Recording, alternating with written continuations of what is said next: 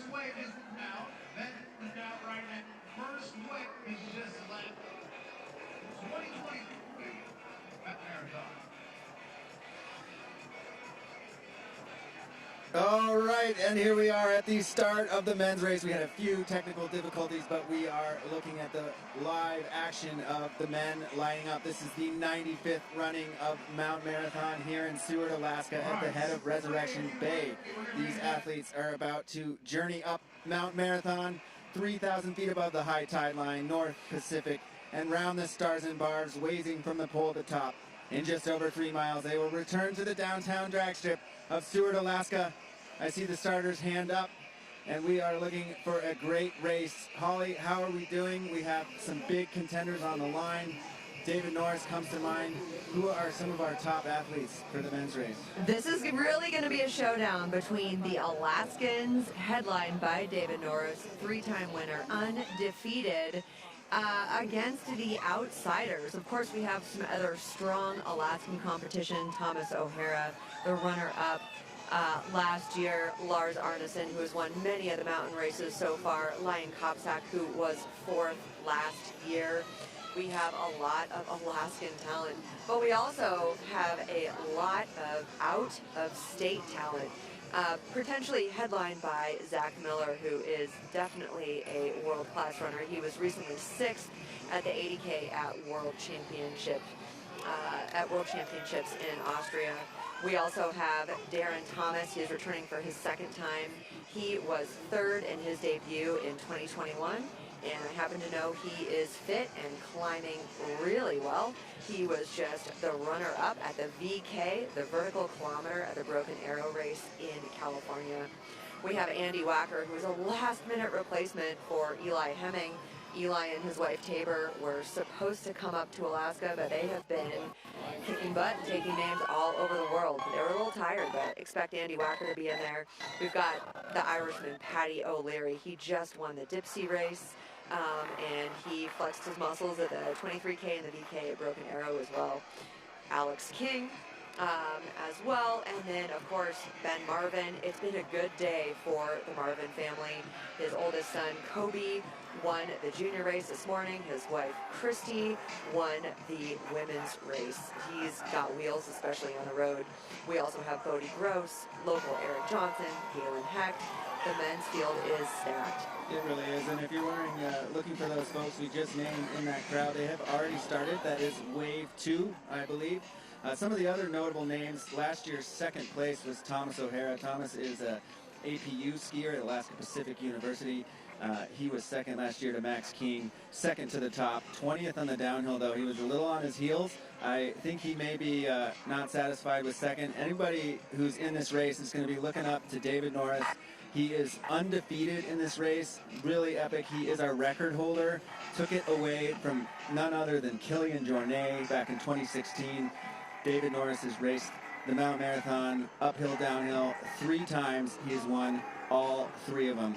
He won the American Birkebeiner this year. He is currently in Steamboat Springs as a ski coach there, but he grew up in Fairbanks, Alaska, and quickly becoming the guy to beat here at Seward, Alaska's Mount Marathon.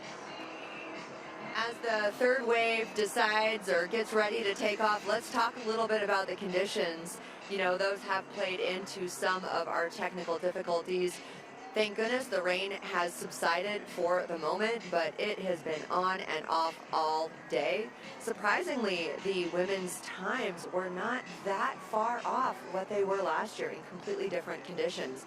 But it has been raining, it's been windy, that has affected some of our camera coverage. So please, thank you for your patience, and thanks for everyone who's tuned in and stay with us, because we're going to get what we can. We have a lot of really hardy film crew and volunteers strung out along the mountain, and this is the place to be on July 4th, Seward, Alaska Mount Marathon. Yeah, that's right. This live stream is brought to you by Hill and the IBEW 1546, bringing you this live stream coverage.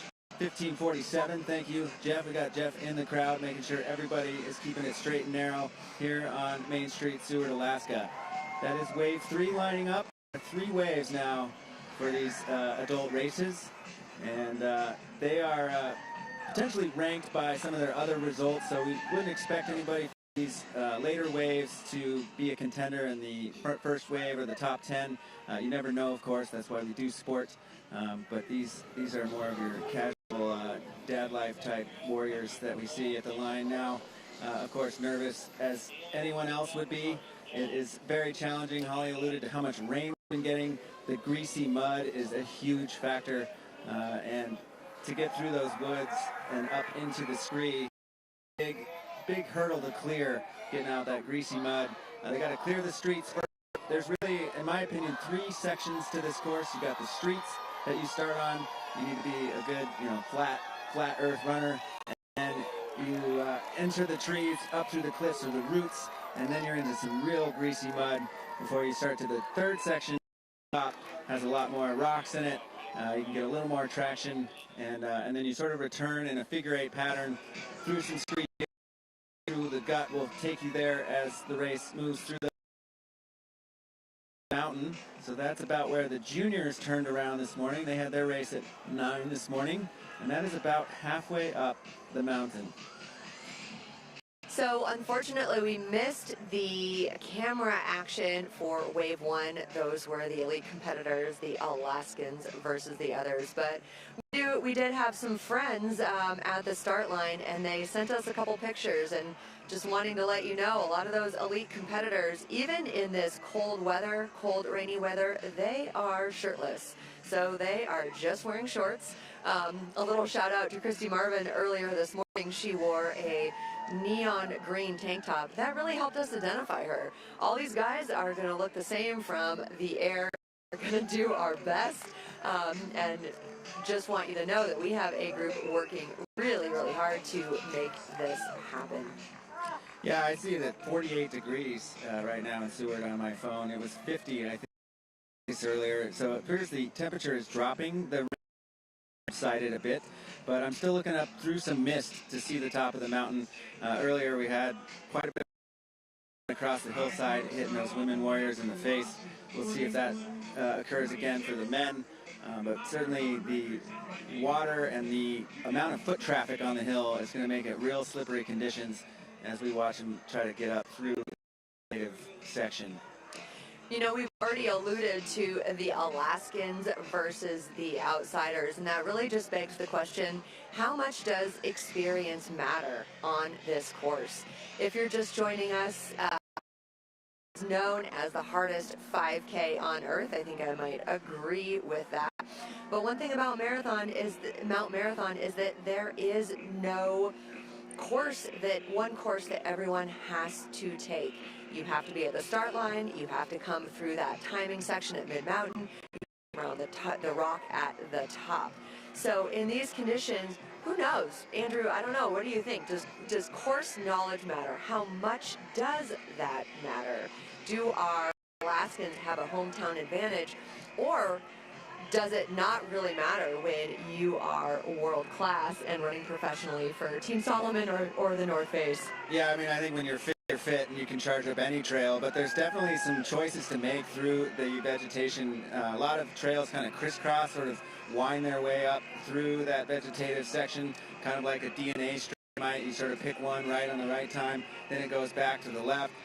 Some of the sections get a little bit wider. In terms of the trail, that's where you really find the greasy mud. I heard that there's a new line, a new up track that Brad Prokosky has cut in. They're calling it the B line. It was not open for the juniors. That's a little more lookers right. Brand new line. This may be an advantage because there'll be more roots, there'll be more plant structure that they can grab onto. It's certainly a four-wheel drive type of situation. Hands, feet, clawing in. You're not allowed to use anything that you could take off your shoe, but crampons might be a good idea if they were legal. Some people might choose studded shoes. That's allowed, but expect it to be slippery. I really thought there wouldn't be much chance for times from last year, but they surprised us. Both Meg and Christy were up to the top in about the same time that they did it a year ago, when it was much drier, and instead of rain trails we saw coming down the mountain last year, it was dust trails streaking off the scree as they descended. So very different year, yet some of our top athletes are still performing at their best. Amazing to see. As someone who's done this race conditions, I have to say I might prefer these cool temperatures to the heat wave that we've seen a couple of times. When it is really hot out, extremely hard to keep your body temperature under wraps. And athletes, even though this race is a short race, the men's record is 41 minutes, even you do end up needing some feeds to replenish those liquids and those electrolytes. And so, even though this isn't necessarily comfortable for spectators or volunteers or our camera crew, it is fairly conducive to racing and comfortable. And like I said, all those men in wave one, not all of them, but many of them went shirtless the same regardless of the conditions. Yeah, I imagine when the heart rate gets high enough, it'll be hot enough, despite how cold it is out here today. I think some of these athletes are positioning friends or having snacks or drinks up the mountain. They can get kind of a feed while they go up. Is that a common thing that a racer would do? Absolutely. Back in the day, not that long ago, no one would take a feed. No one was offering water. And then we had that. It was 2009, and myself and my friend and APU ski athlete teammate Brent Knight, we both went to the hospital with what was later diagnosed as exertional rhabdomyolysis. Essentially, we lost so many liquids through sweat going up that on the downhill with the eccentric movement, we tore our muscles apart. And, after that, people knew, hey, when it's a hot year, go jump in the bay or go jump in a river to lower your core temperature. And then all of a sudden, everyone started offering drink and food and, melon or cold grapes or whatnot. And so it really went from everyone thinking it was a sprint to everyone watching out for each other. Yeah, that's good to hear. Yeah, we saw that play out big time in the women's race, the community watching out. Christy and Meg both, Christy talked about cheering on Denali. Denali was right there, folded her Strable with Christy on that up, and they were cheering her on. So that's the community you get in this kind of racing environment, people looking out for each other.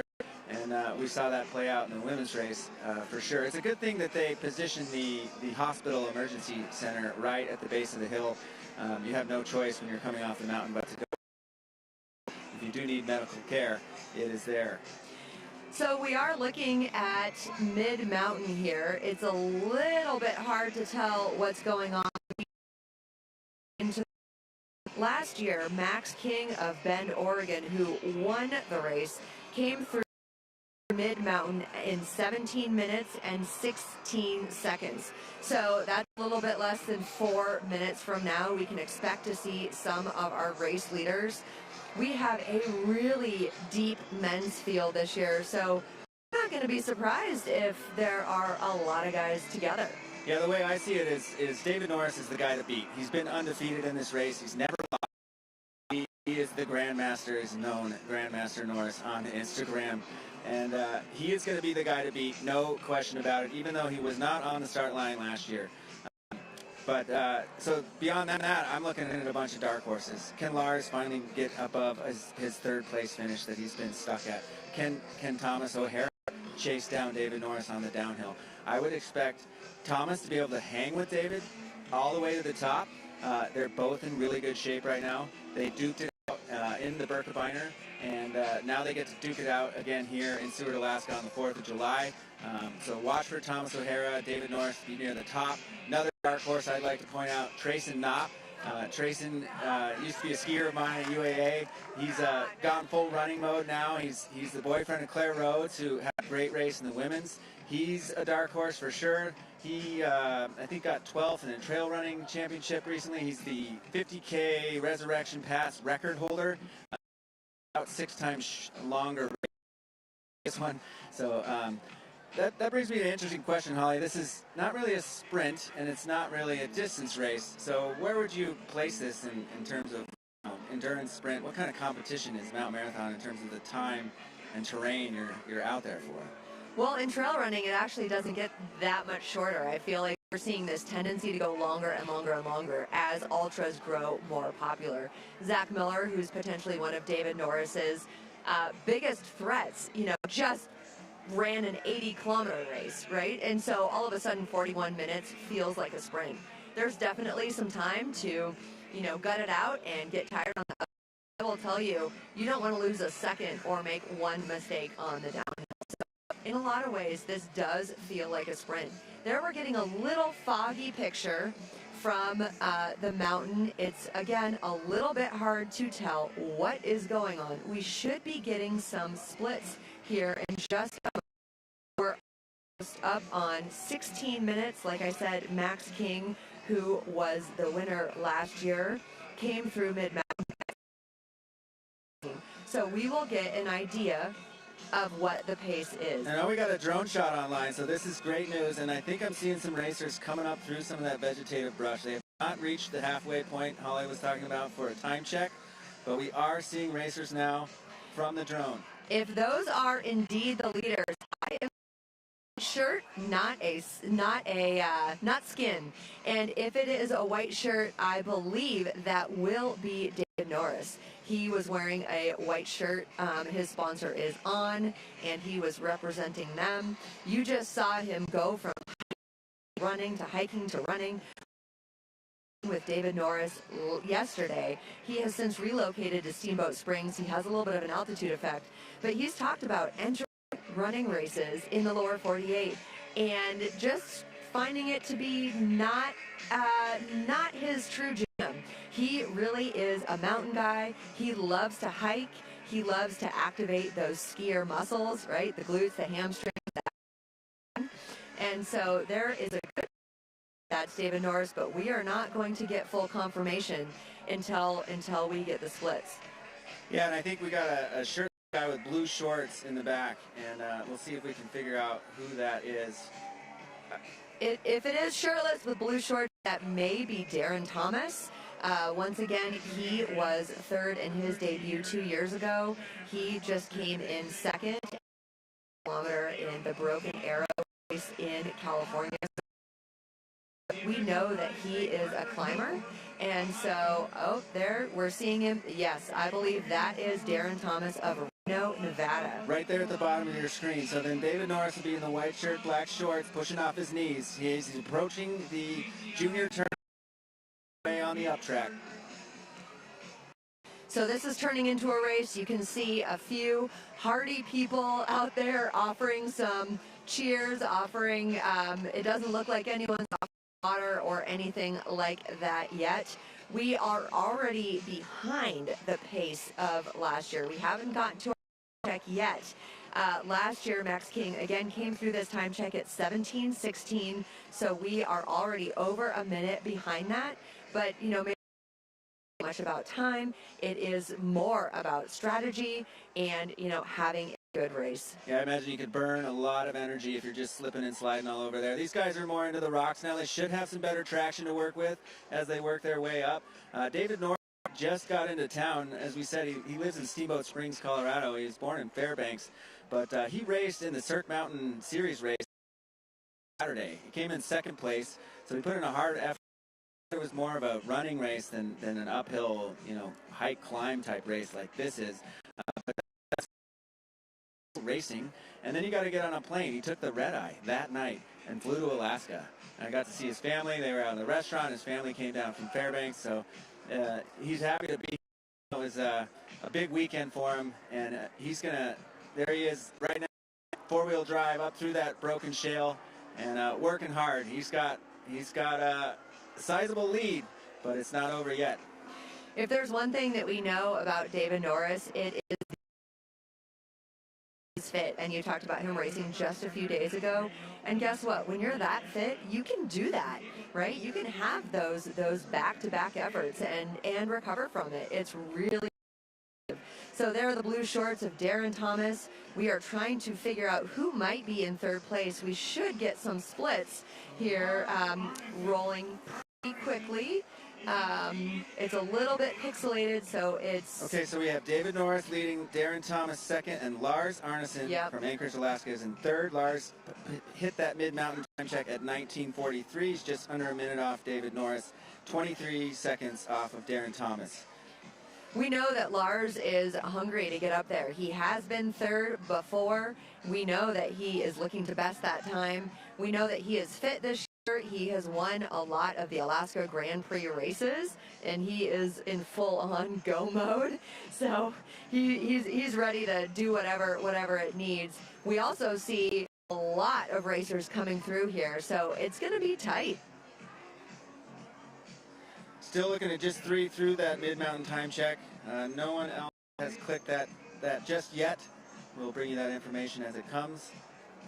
You know, big shout out to our film crew who is out there with GoPros and gimbals, you know, kind of scanning the mountain, doing a little bit of hiking up and down with them. You know, they have been out there in some pretty tremendous conditions, and it has been cold, it has been rainy, it has been wet. If you are not racing, it is difficult to stay warm. So big shout out to our crew out there, as well as a shout out to our sponsors who are making this live feed happen. Hillcorp Alaska is our biggest sponsor for the live feed, as well as the IBEW local 1547. Thank you, 1547. Thank you.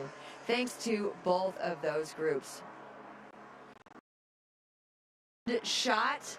Okay, I got a few names now through the halfway point check. Michael Earnhardt is in 4th. Kenny Brewer 5th. He's a regular name up here in Mount Marathon. Trace, I mentioned earlier, he's in 6th. These guys are real tight on time. Lion Kopsak in 7th. Galen Heck 8th. Andy Wacker 9th. Ethan Howe in 10th. That's your top 10 at the halfway, mid-rank, halfway up the up track. It is really notable to say of the top 10, 8 of the top 10 are Alaskan. Yeah, you got to go to Wacker there in 9th from Boulder, Colorado. It's the first out. Well, we have Darren Thomas in 2nd. Yep, he's Reno, Nevada. And then the only other one outside of Alaska there is Andy Wacker sitting in 9th. And I thought that we would see Zach Miller up here, but maybe this has proven to be just a little bit too short for him. Time will tell. Yeah, and I see Thomas O'Hara, last year's silver medalist, down in 12th. So he may have struggled a little bit on some of that slipperiness, may just not have the feelings today. But right now, Thomas just a little off that lead pace of Norris and Darren Thomas and Lars Arneson. I will say what's really exciting is Lion Kopsak in 7th place. You know, he has a killer downhill. So we'll see what happens with the top part. Year he had a downhill or down the mountain in 10 minutes and 18 seconds. So that was flying. His downhill time was second only to known as a downhill specialist. But Lion Kopsak could have something special today. He is coming back from a little bit of an injury. I think it was a hip labrum.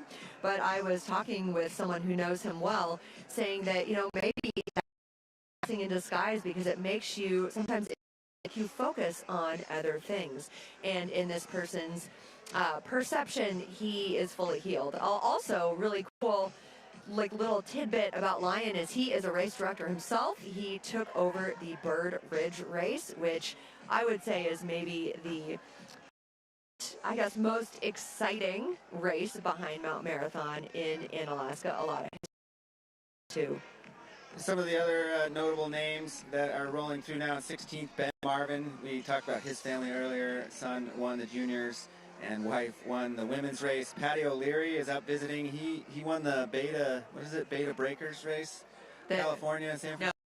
Dipsy race, which actually began in 1915. So that race, I think, is actually tied with Mount Marathon for the second oldest race. Behind none other than the Boston Marathon. I see Taylor Turney in 21st. He clicked through at 21:47. One more shout out to our race director, Matthias Sarr, clicked through in 32nd place. He's on his 20th year, I think, doing this race. So cool to see him be able to do this race after planning this huge event, pulling all the strings together, and then he gets to toe the start line with all these fast runners. And, you know, really quick note about that, it is actually in his contract as race director. He said, I will only be the race director for Mount Marathon if it's in my contract that I get to race. And so huge shout out to Matthias for, you know, being it, doing it, living it.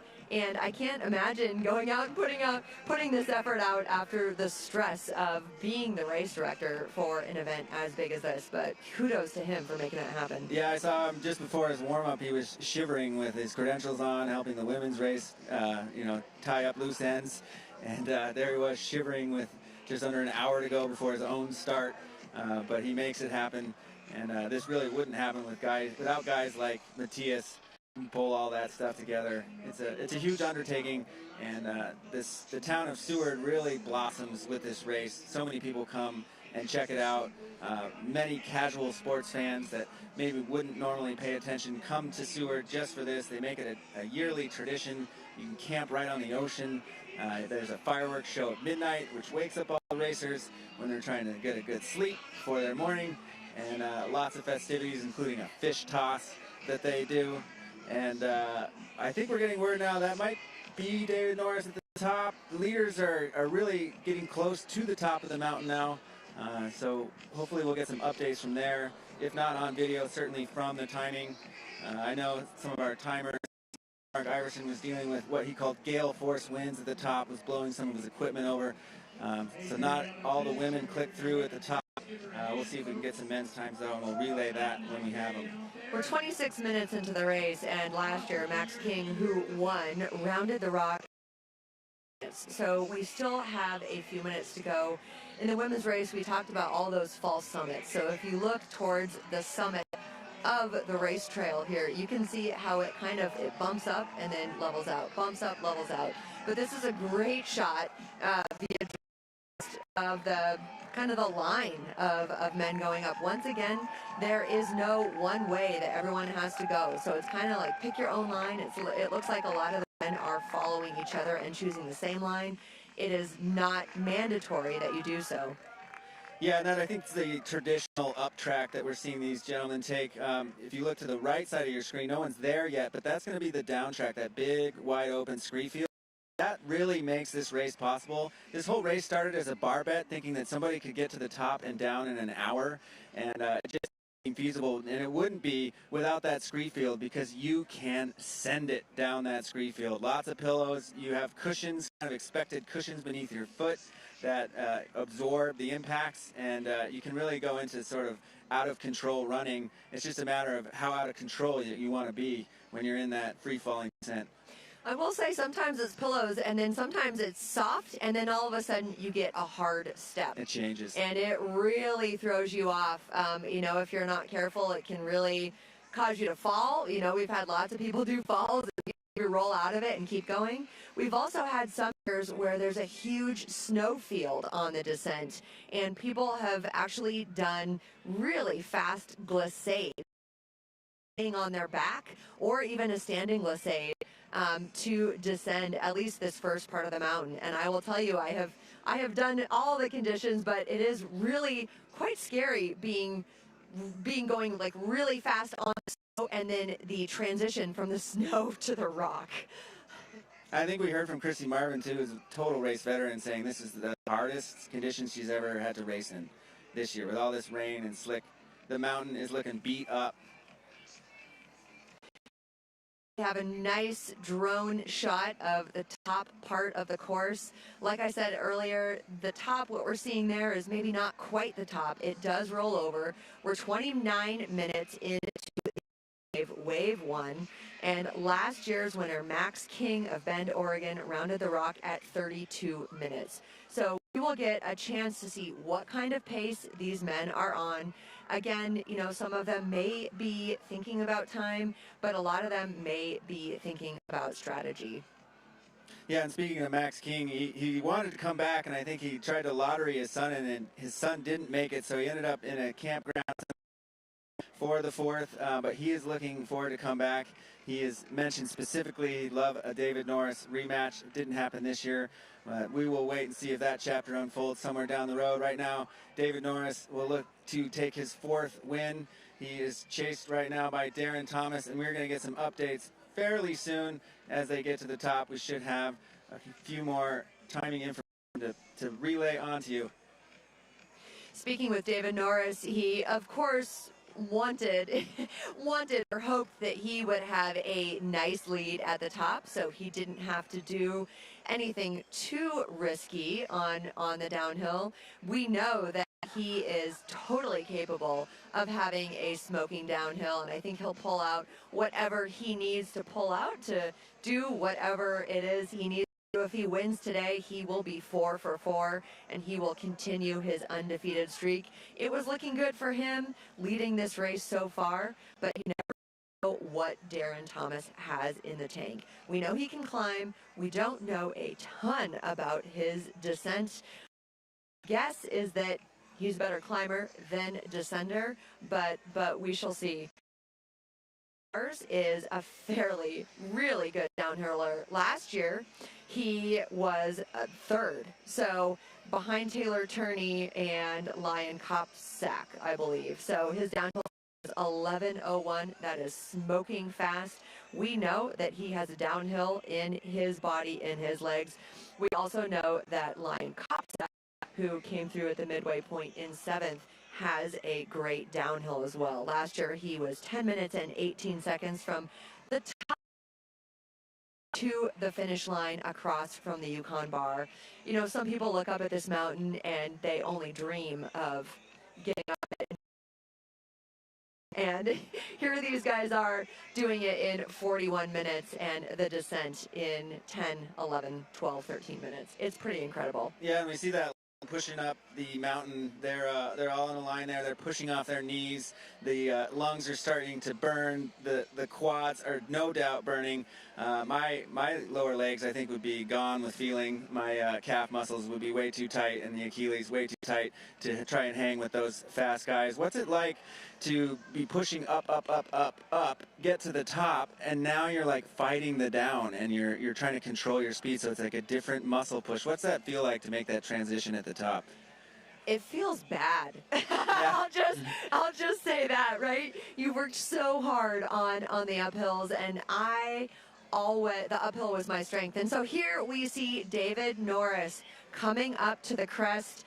It is 30, let's see, he's going to come through maybe at 32:45 approximately. That's about 30 seconds slower than Max King last year. That is okay. What we really want to know is how much of a lead does he have. So here he is. This is kind of the flat part.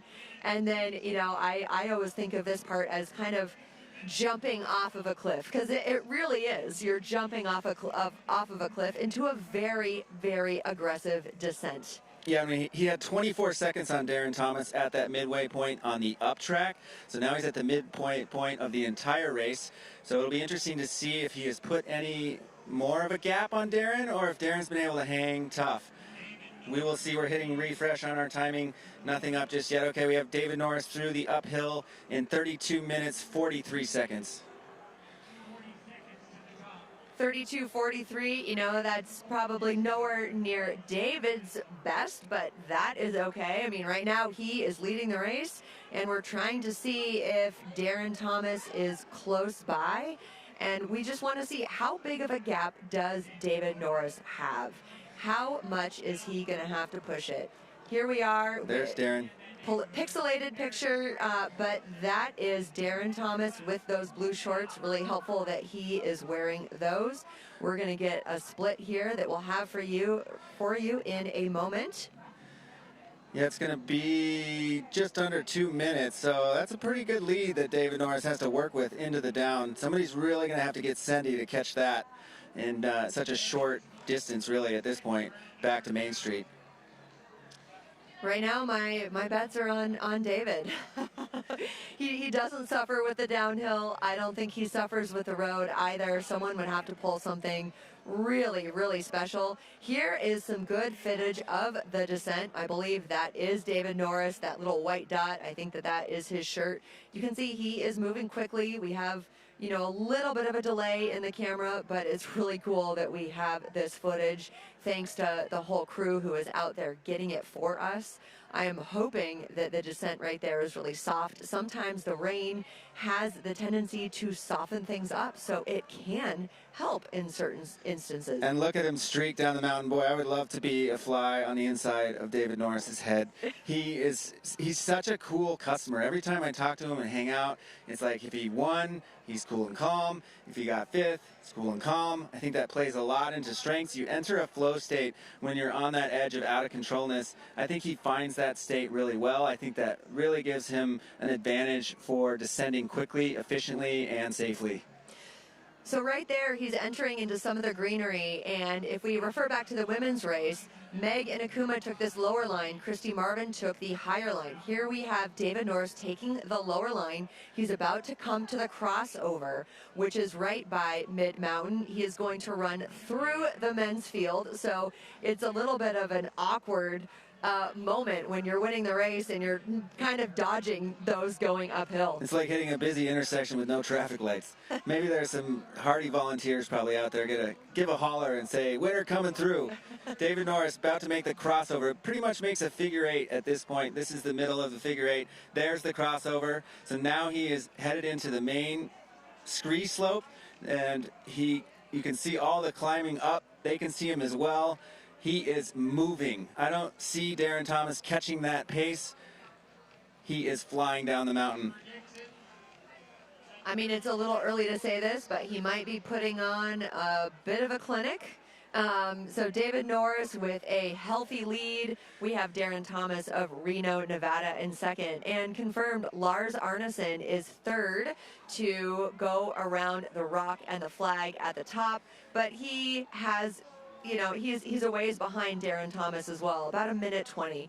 So in fourth place around the rock, Michael Earnhardt of Eagle River, Alaska, another cross-country skier out there. We have Andy Wacker in fifth at the top of the mountain. He moved up a lot. He moved up a lot. Kenny Brewer in sixth, Trayson Knopp in seventh, and Baden Menton, who my friend Jen gave me a heads up about. Baden last year was his rookie year. He finished 16th, and here he is in 8th. But watch out, Baden. You have Lion Kopsack right behind you, and Galen Hecht rounding out the top 10 at the top of the mountain. I see Baden Menton from Joseph, Oregon. I've been to Joseph. Beautiful town, tiny town. It's cool that he made it all the way up to Seward to do this race. So here we have a shot of some of the men still going up. Right now, David Norris is in the gut. So the gut is, you know, I talk about it as an active waterfall because it really is. It is dynamic. During the winter and the spring, it has a lot of snow trapped in it. It melts out late. The water changes course all the time. You know, there are some kind of fourth-class rock climbing moves to get down. Some of these guys and girls also take some pretty big heroic leaps that feel fairly risky. And there we have Darren Thomas coming down the second part of the scree. He's past the figure 8. It looks like he's actually moving really well, but he is quite far behind David Norris. And at least at the top of the mountain, Lars Arneson was quite far behind Darren. So we have some big gaps in the men's, as we know. Yeah, up to about third, there's quite a gap. The only shake-up that I see between Norris, Thomas, Arneson might be Michael Earnhardt. He is 20 seconds back at the top from Lars Arneson.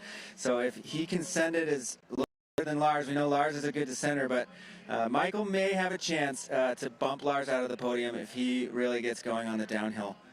There's quite a bunch from fourth, or from looks like 5th through 8th, so we could see some shake-up in the top 10 before the finish line. So my guess is that's Lars Arneson right there, shirtless with the black shorts. So currently in third place, you see the drone scrolling up. Oh, is that Michael Earnhardt? As the yellow shirt just went streaking through the bottom of your screen. Not far back. If it is, Michael Earnhardt is having a great race. Last year he was 14th.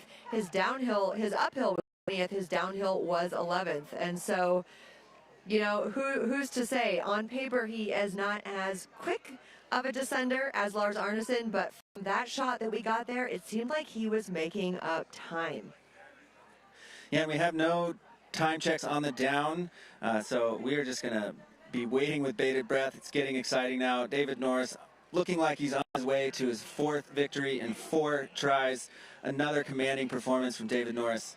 That was Patrick Conway with the backwards hat, father of Rose Conway, who was 2nd in the junior women's race.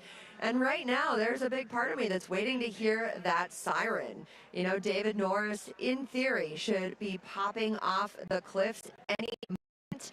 There is a police car waiting to escort the leader through the crowd, letting everyone know, hey, someone's coming through and they are moving fast. Yeah, and I can see the crowds building a little bit more now down at the finish line. So they are as excited as we are to see this race's conclusion. There's Patrick Conway making his turn around the top. Don't know how many times he's done the race, but every time I've watched it, I've seen him in it. So the men's record, which David Norris himself set in 2016, is 41:26. And so we are pretty close to that time right now. I don't think that he is going to break the record today, but his time is not going to be too shabby. So there was a brief of the road. I was hoping to see David Norris and that cop car. I expect to see it any moment. Yeah, and Holly, I see Zach Miller now with a top time. He didn't get a mid, so he came through the top of the mountain in 11th. That was one of our out-of-town ringers that we were paying attention to. So he's got Lion Kopczak right in front of him, 4 seconds. If he can watch how Lion takes that downhill track, he might be able to put something together. I've heard Zach Miller wild card a little crazy on some of the descents, so he might be going a bit ballistic. We'll see. So we have already surpassed the men's record time of 41:26, and so there will be no record today. I don't know that we really expected that to happen. Today was a little bit more of a tactical race. I am still waiting to hear the sirens of the cop car and David Norris rounding that corner. It doesn't seem like we have, you know, the same race as in the women's race, where we had Christy Marvin and Meg Inakuma on the road together. That was extremely exciting. It was a close race. Bigger gaps in the men's field, but still a deep field. Yeah, I'm starting to feel like the podium may be decided. Of course, anything can happen. They have to negotiate the cliffs. They have to negotiate the routes. Now see the cop car, the pickup truck with the sirens on top, and David Norris coming in behind him. David Norris putting on a bit of a clinic. There he is. It looks like, you know, if nothing happens, which I don't think it will, on the road here, it looks like he may be going for. That is pretty epic. Yeah, he's moving pretty well, barring some sort of rock in his shoe. I don't think anybody's going to take it from him at this point. He built his lead up over the top half of that climb. I think he extended it on the downhill, and he is cruising to victory at this point. David Norris looking like he's going to win his 4th mountain marathon.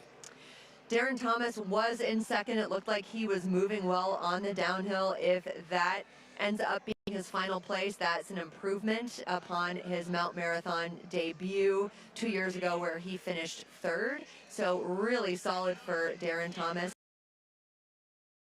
Pretty good race for that final spot on the podium between Lars Arneson and Michael Earnhardt. I'm excited to see what happens there. All right, here's the final drag strip. This is Main Street, Seward, Alaska. Seward Police pulling over. There is your soon-to-be winner, David Norris, born of Fairbanks, the North Star Borough. He has been on the PU ski team. He now coaches at Steamboat Springs Winter Sports Club down in Colorado. He's getting some altitude training. He is comfortable. He's got high fives in him. The smile is rolling. This is a clinic, y'all. He looks comfortable. He made that look easy. Darren on the uphill, but he just made that look easy, Andrew. Yeah, and he notched his legendary status already in this race when 1 year after Kilian Jornet came over from Spain and took the record away from him, he stole it back, and we lifted all of our glasses to that effort in 2016. He is about to do it again. Another David Norris. calm and collected, cool as the other side of the pillow. David Norris takes your win, 95th running of the Mount Marathon. So what do you win for winning Mount Marathon? You get a big plastic cup. It's called a chalice. Yeah, and I was grouping on David Norris when he won in 2016. He let me take a sip out of that cup, and it wasn't holding the beer that I poured in it. So I think it needs a rubber washer. It's a beautiful cup, but it doesn't hold liquid. There's no prize money like what he was just racing for down in Snowbird, Utah at the Cirque Mountain Series run. This is all guts and glory. This is legendary status. You win this race in Alaska, you are in the history book. He honestly looks a little lonely there. You know, it's a pretty empty finishing area so far. We're hoping to get eyes on Darren Thomas, but this just goes to show you the lead that David Norris has, or had really. And there is Darren Thomas, runner-up, second place, as long as someone doesn't catch him at this point. But that was impressive. Look at this, though. Oh. We got a race. Earnhardt in the yellow shirt, he has taken over third place, and he has Darren Thomas in his sights. I don't know if Darren Thomas knows that they're there. I'm guessing he doesn't. Oh boy, this all of a sudden becomes really tactical. This is getting exciting fast. Yeah, Lars is a real strong runner, long leg. Michael Earnhardt, more of a skier, so here comes the drag race for third. Lars trying to put the move on him now. Michael tucks in behind him. Not much of a draft in running, but he's going to do his best to hang on. He's got to have to get a lane change and get a sprint to the end if he's going to get the bronze. A really long stretch. Again, does Darren Thomas know that they're there? He's getting close. He may have just solidified it. We'll see. We need a little bit better. There we go. Second place. But and Lars with that incredible kick. Yeah, he's going to take the bronze. Michael had him coming off the cliffs, I get in the streets. Lars took it back from him. That was exciting. Your top four: David Norris, Darren Thomas, Lars Arneson, and Michael Earnhardt. You know, Michael Earnhardt, I'm sure will be bummed off that podium, but last year he was 14th, and so 14th to 4th is incredibly notable. That was a really impressive race. And I have to say, none of these guys look that winded. No, they're looking like they, just went out for a jog. Pretty impressive. This looks like Lion Kopsak. He took a little bit of a peek behind him. When he peeked back, he didn't see anything. They are there. So there are some guys chasing him down. Lion does look fairly comfortable. He was fourth last year. He'll be there. He sees that they're there. So that's going to be motivation to keep those legs pumping. He was fourth last year. It looks like, barring disaster, he will be fifth this year. Lion Kopsak of Palmer, Alaska. Palmer has had a good day. They took the top 3 spots in the women's race. Yeah, Landfield was swearing earlier. Something in that Palmer water. We saw a Palmer podium sweep in the women's race. Lion Kopsak must have put together a huge downhill. There's got a chance to overtake Andy Wacker. So Knopp against Wacker here towards the finish. Andy Wacker last minute fill-in for Eli Hemming. So, to not even know that you have this race on your calendar, and just a couple days ago he got the call and the nod from Solomon. So that was pretty cool. Can you imagine waking up one morning and it's just a few weeks before this race and you're like, oh, by the way, come on up to Alaska. You're going to race 3,000 feet in 5 kilometers. Trace and Knopp just crossing the finish line. He had a good one. Again, the partner, the boyfriend of Claire Rhodes, who had a great day in fourth earlier this morning. So as our finish updates come through, I know maybe Andrew can read it. Yeah, so David Norris takes the win. Darren Thomas second. Lars Arneson third. Michael Earnhardt is your 4th place finisher. Lion Kopsak in 5th. Andy Wacker takes 6th. Trace Knopp in 7th. We have Kenny Brewer looking. He will probably be 8th. That actually was the top mountain time. So we have 7 finishers on the live timing at this point. We're watching many others come across. We'll keep you updated as the on live timing results change. There we have Ben Marvin hanging on a little bit. There's Galen Hecht, number 8, in the yellow shorts. We have all kinds of finishers here. Here are the crowds are really supporting them as they run down Main Street. I can attest to the fact that this is the most painful part of the race. Some people on paper would say, hey, this is the easiest part of the race. You're on a road. But I will tell you that is not the case. Your legs are crying. Your shins are hurting. And then right there on the right side of your screen, that is Eric Johnson. He is a local. A lot of top finishes, a lot of time on this mountain. He is a great guy. Yeah, we talked earlier about that transition from the up to the down. What's it like going from the down to the street and then suddenly you're off this grease mud, shale stuff, and now you're on asphalt? It's just painful. Your whole body is screaming no. There we see Thomas O'Hara in the blue. He was the runner-up last year. I am guessing, well, I'm sure he'll be a little bit disappointed with this performance this year. Who knows what he played. That was Eric Johnson right there crossing the line. Yeah, Thomas looks a little labored in his running. He looks a little bit tired, like he's just been to battle on yeah, we're gonna our booth get into the finish pen, see if we can grab some of these top finishers from the men's race. We'll try and get you those interviews in just a second. Race time so far, minutes and 55 seconds. You know, there is definitely a lot of allure to get to the finish line in under 1 hour. So there's still 9 minutes to do so. Let's see how many members of the field can do that.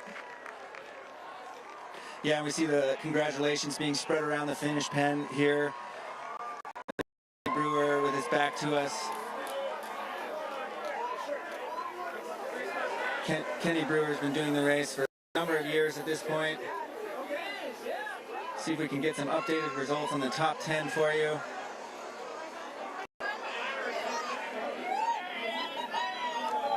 Taylor Turney turned in once again the fastest downhill time. He may have just actually taken the downhill record. So officially, Taylor Turney just did the downhill in 9 minutes 54 seconds. That is the fastest downhill record today.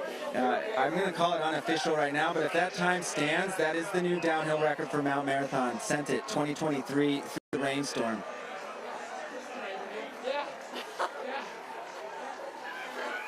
So I've got Taylor Turney here, as long as we get the camera on us. We can hear you, Holly, if you want to stick a mic in his face. Okay, I am standing here with Taylor Turney. Unofficially, you may have set the new downhill record. I mean, your body looks like you may have set it. You may be the first one in Mount Marathon history to get under 10 minutes. How did you do it? What is your secret, Taylor? I don't think I have a secret. The downhill was pretty sketchy today. I was just trying to run it as hard as I could. The bottom section was super muddy and I fell a few times. I really didn't think I had it until I crossed the line and they told me that I might have. So super exciting. I've been trying for a few years, but it's an up and down race. So I've always been trying to improve it both, but I think today I got it. So super happy with that. That's really fun. I mean, a lot of guts, a lot of glory, reckless, and you're a dad too, so fathers represent on the downhill. Taylor Turney setting a new downhill record today, the 95th running of Mount Marathon. Congratulations, Taylor, that was awesome. It's no racers Taylor Turney passed to get that time and that place. He moved up a lot. He finished 9th overall into the top 10. Yeah, hard to say at this point. I think he was 22nd at the top and finished 9th. So that's what a 9 minute 54 descent will get you, a top 10.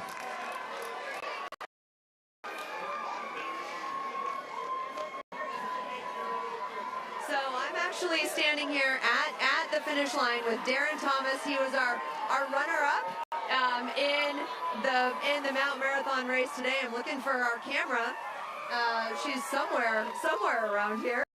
At least have audio, and the camera will find us.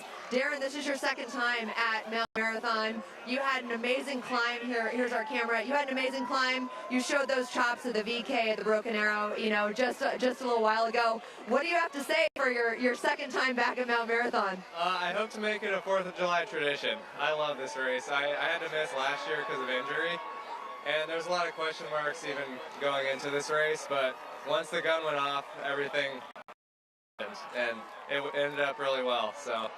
Yeah, well, we love having you here. We love the fact that you were really David on the climb, so that's awesome. What is it about marathon that makes you come back?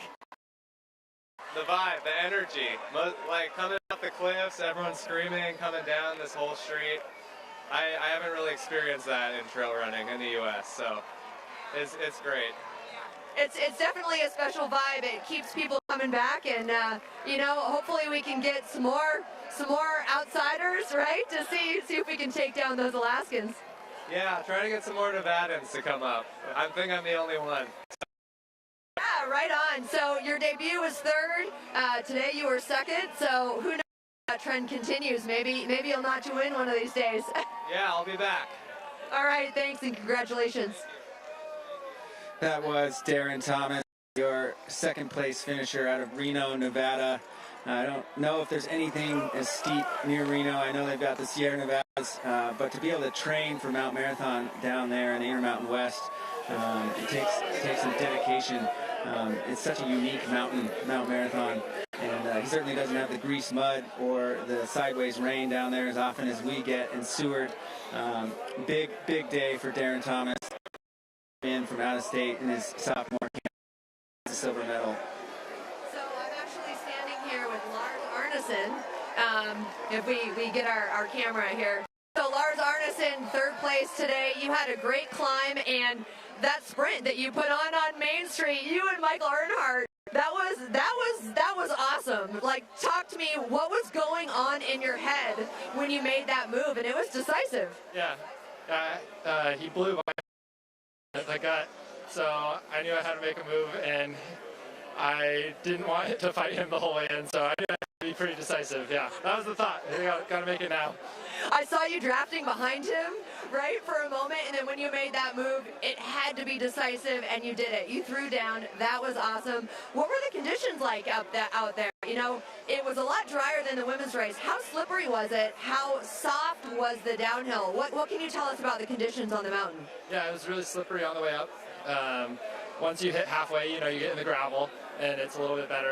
And on the down, the scree was really soft, and it wasn't too muddy until you get out of the gut and back into the root trees for just a second there. And that was like about 9 inches of goop. So, yeah, that was the only spot I fell. Yeah, well, I don't know if you heard, but it sounds like Taylor Turney set a new downhill record. He eclipsed that 10-minute. You know, I'm curious to see what other people's splits are. You know, the rain can really soften up the scree, so that's fun. Anyway, congratulations to you, Lars. You've had a great campaign so far this season. What's next for you after Mount Marathon? Yeah, I'm not signed up for anything, so just try to have fun the rest of the summer. Congratulations on that podium finish. And there was Lars Arneson, your bronze medalist, third place. It seems to be his favorite place. I think he's been third 6 times, maybe make it 7 now. Loves that third place. Super strong runner, though. I think he's going to solve the equation and get into the top 2 one day. We'll certainly see. He has the talent for it, and definitely the descent. I had the lead timer, Mark Iverson, for Skinny Raving Timing Services stop by. He did confirm that we have a new downhill record. Taylor Turney is the new record center, 9:54. That is just crazy to fathom that you can go from 3,000 feet above sea level down to Main Street, Alaska, at the head of Resurrection Bay in under 10 minutes. So just standing here in the vibe is incredible. It's that post-race euphoria that I talked about after the women's race. People are sharing stories. They're washing off their legs. They are covered in mud. This is the vibe. I'm actually looking across the way, and sat down on a bucket. He's sporting his mohawk. It's green this year. It's a Mount Marathon tradition. Pretty fun to see. Holly, I'm wondering if you see our winner, David Norris, anywhere in the crowd. Would love to get a chat with him. We know he's quick. He may have exited stage right faster than we could get to him. David Norris is our winner today. He is undefeated in Mount Marathon. He was pretty much in control from the midway point on the uphill all the way up and over the top. He seemed to put time in that second part of put time in the downhill over Lars Arneson, and held on for the win. David Norris, 4th win, and we'll see if we can grab him for an interview. But like I said, he may be too quick for us to get him, and we'll keep watching these other results trickle through. We are just under that hour mark. That is the benchmark that was set way back. Can we do it in under an hour? All these finishers, all these mountain warriors have done just that. And Andrew, I am actually standing here with David Norris, the 2023 Mount Marathon champion. David, that is 4 for 4. I have to say, you made that look easy. Yeah, it was tough to have it done, and yeah, just to be here with everybody. Welcome back to Alaska. I mean, 4 for 4, that is an incredible record. It looked like Darren and you were together a little bit, at least on the first half. What can you tell us about the uphill, about the race? And, then you had that nice lead at the top, which, speaking to you yesterday, you were hoping to have that. Yeah. Down in the trees, Darren kept the pressure on me. We kind of I'd get a little bit on him, he'd catch up on me. Maybe it was like if I slipped and he got some good footing, but that was a great battle. Harder than any other year I've experienced, just grabbing the weeds and trying not to slip and really having to think about each foot placement. And then once we got above tree line, I knew the footing's really good there, and it's then that's about keeping the tempo up, having the discipline to come out of hiking and switching to run, hike. And I just tried to build that buffer so that I could take the downhill. I went as fast as I could, but also not take too many risks. Yeah, at what point did you look back? When did you know, that you had a decent lead, and how comfortable did you feel with that? I think midway up the second half, I could tell I was stretching out a little bit of a gap on Darren. And I've learned from years past that the downhill is only really 11 minutes or so. So even if if you have 45 seconds on someone, the margin's not going to be often that much different from guy to guy. So I was pretty comfortable if I just ran a clean downhill that I'd probably hang on to it and have a great day. And on Main Street, you look composed, you look relaxed, you were giving out high fives. The crowd loved it. It almost seems like you're hardly sweaty. So David Norris, your 2023 Mount Marathon champion, 4 for 4. Who can we invite here to push you? Do you want to see Killian come back? We would love to see David Norris, Killian Jornet head to head.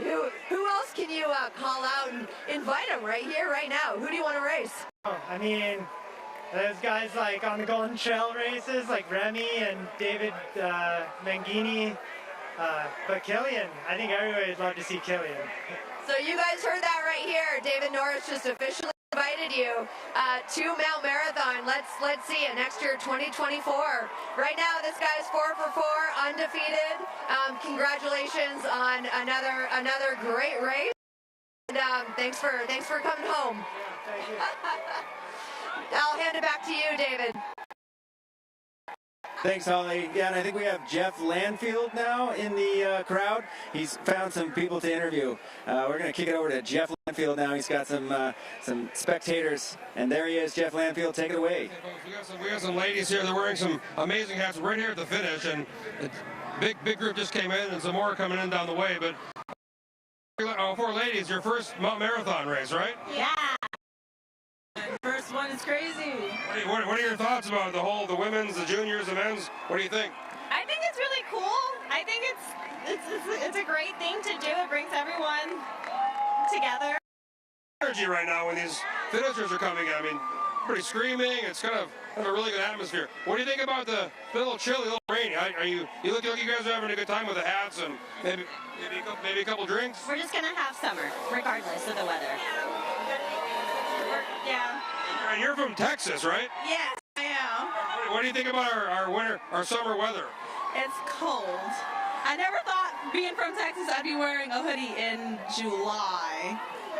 That's what happens here sometimes. Well, thank you. Enjoy the race. Folks, it's a great vibe down here right at the finish line, and there's still folks coming in, and Holly did a great job interviewing the top finishers. It's definitely a good energy down here. We want to thank Hillcorp Alaska for bringing the live stream, making the live stream possible in the IBW Local 1547, and again our great crew. We're going to go back to Andrew. Yeah, and so I am actually standing here at the finish line with Michael Earn this year. Michael, I think you were 14th last year, and so that's a big improvement. I know you were third coming off the cliffs, and then Lars pulled that big move on you. Tell us a little bit about your race and what was going through your mind. Yeah, I mean, I just train for skiing, and that involves a lot of running, and sometimes it doesn't translate well. You know, last year was a little mediocre. This year, things went well. I felt good on the uphill, and, you know, fourth to the top on the downhill. I saw a couple people, so I just tried to catch them, and I caught them, but they could run the road a bit faster than I could, so in the end, you know, I'm pretty happy with fourth. That's good.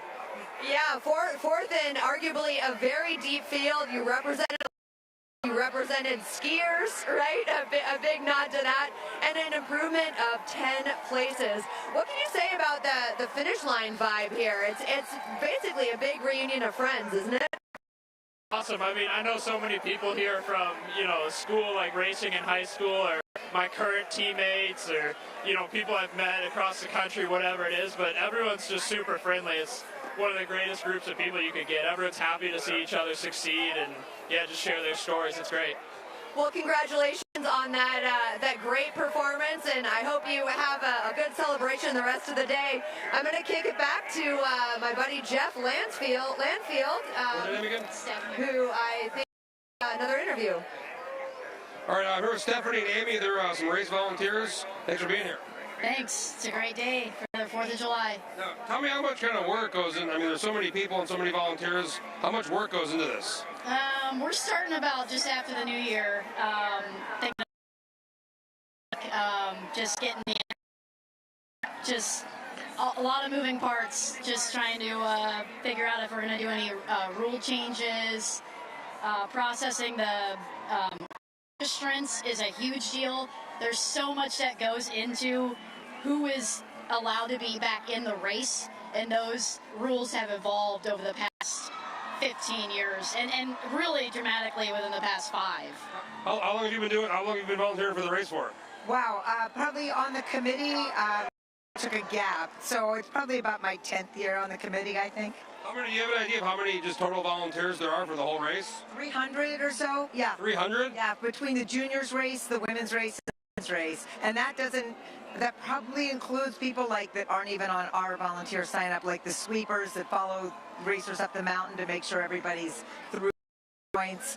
And really, there's a lot of people that are doing work for this race that may not even be signed up for us. And you were saying this New Year's, this is kind of like a year. This isn't like a few weeks before. This is all year round planning. Yeah, we get to take a little break by the end of the race and then kind of think about things.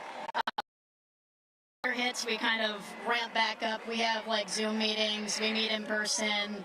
Again, we're reviewing race changes, like rule changes. That's been a hot topic as of late because it's still very difficult to get into the race. So we've had to evolve those rules in the past few years to allow new racers to get in. Well, you're doing a really good job. Really appreciate you doing this and putting on the race, and thank you again for talking to us. We just really appreciate our volunteers. The volunteers are the well, without the volunteers, we wouldn't have the race. We want to thank you guys and everybody. Holly. So I am standing here in the finish chute with none other than Matthias Sari, the infamous race director. We were talking about the fact that you put in the contract that you are the race director, but you get to race every year. Obviously, you are a killer competitor, have had some amazing finishes here in the past. Can you just tell us, what is it like to be the race director and then to turn on and put your... Yeah, it's not easy, but that's what I signed up for, and I wouldn't miss the race for anything, even if it's not exactly textbook race prep to be working long hours. I think I got to bed last night at 2 a.m. and back up at 5 a.m. and didn't fuel properly, any of that, but just spent the day with the clipboard, and actually the 1 hour I get to race is the least stressful. My job is to go up and down in one piece and celebrate that and then go back to work.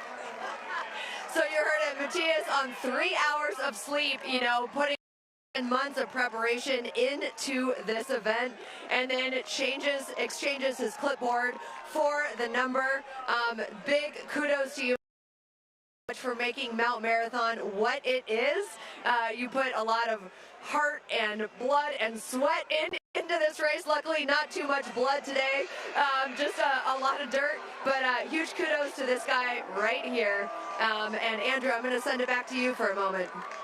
Thanks, Holly, and thank you, Matthias. This is a huge event, so many moving parts, and Matthias helps pull it all together, along with all those armies of volunteers that we talked to a little bit of just a moment ago. I was going to go over a little bit of the results in the age group categories, starting with the youngest age group that they allow in the adult race is the 18 to 29-year-old category. In third place would be Lion Kopsak. Second place was Michael Earnhardt. He was 4th overall. Lion was 5th overall. Darren Thomas was in second. He won overall, and he won that 18 to 29 category. David Norris is in the next category up. That's the men 30 to 39. He took that win over Lars Arneson. Lars was 3rd overall, and Andy Wacker was 3rd in the 30 to 39 age group. Ben Marvin will win his age group. His wife won the women's race, and his son won the junior race, so he can at least take solace that he won his age group. Eric Johnson was 40 to 49, and Jason Lamoureux was in 3rd. We have Patrick Conway, shout out to him, in 4th. We saw him on the video a couple times, bumping up to the men's 50 to 59. Matthias Sari takes the win there in his age group. Brad Benter in 2nd. Alex was 3rd. So that's the men's 50 to 59. And I'll see if I can pull up the 60 to 69 age group as well. Looks like we have Barney Griffith. He was 85th overall and won the men's 60 to 69. Carl Romig in 2nd in that age group. Just 2 finishers right now. Age group news. Excited to see some of those older guys knocking heads, doing well. I think we have Jeff Lanfield with another interview in the crowd, so we're going to kick it over to him. Jeff Lanfield, take it away. Andrew, we're the proud parent of one of the racers here, Sue, and here we got, what is it? Ben and Sue, and you're from Arizona. Yes, I'm from Arizona, and this is about our 8th time we've come to watch Ben run this. And you were saying you've ran this race, what, 13 times? I think this is 13 or 14. Wow. A little slower every year. Your mom came all the way from Arizona? All the way to watch me suffer. Isn't that sweet? Yeah. It's about 110 degrees in Arizona right now, so she's probably happy to be here a little cooler. Yeah, either that or she's suffering in the cold. It's been a rough one. What do you think of the races you've watched? You know, every race is always so exciting, and I love watching the kids, the teenagers, the women, and I love the cheering. The people get into it so much and are so supportive that I love that part. The main road, and everybody cheering and going crazy. That's kind of what makes it worth it, is really the community and the crowd are just like so fun and so supportive no matter how bad we look. What's the plan after? You gonna have a beer? Very, very soon. Yes, I will. 1 or 2 beers. Maybe a couple. Well, thanks a lot, Ben and Sue, and enjoy your stay, okay? Nice work, Ben. Yep. And racers, so it's either Holly or Andrew, but energy down here right now. It's very, you can really feel it. It's a great time. Even though it's a little chilly, people are having a great time down here. It's all about the finish line camaraderie. You know, we heard that from David Norris. We also heard that from Darren Thomas, right, who was back for his 2nd time. I asked him what keeps him coming back, and he said the crowd, the energy, the people. I just wanted to give a special shout out while we're still on the live stream to Fred Moore. It might be a little while before he crosses that finish line, but Fred Moore is looking for his 53rd consecutive finish, which is just amazing. Fred Moore. It might be a little bit before we see Fred, but want to make sure that we give him a shout out, as well as Chad Rosari, who I think was doing the Golden Race this year, which is the halfway point. But Chad is 87 years old. So in 2021, he had an official finish with a time of 2 hours and 29 minutes at the record age of 85. And then this year he is 87. He's going up to the halfway back down, but an 87-year-old on this mountain, that is absolutely incredible. Last year, Fred Moore, 82, who has raced every mountain marathon held since 1970, completed the arduous course in 1 hour, 32 minutes, nearly an hour faster than the 2:30 cutoff. So that is just incredible. A huge shout out to Fred Moore and Chad Rosari, and that is incredible. And I think that our buddy Jeff has another interview lined up, so I'm going to kick it back to Jeff. Okay, we're back here at the finish line again. We're with a mother and 3 daughters, and one of them just ran the women's race. Going, you look great. You look like you're already recovered. We can pretend I am. Thank you. You guys have the festive kind of 4th of July gear, and it's sun's coming out a little bit. It's a pretty good day. Have you been to the race before? Been to the race many times. This is lovely. Rain or shine, we love it. What do you think about watching your sister? Are you guys going to do it someday, or have you done it before? No, I tried to get in, but they didn't want me. They thought I might win or something.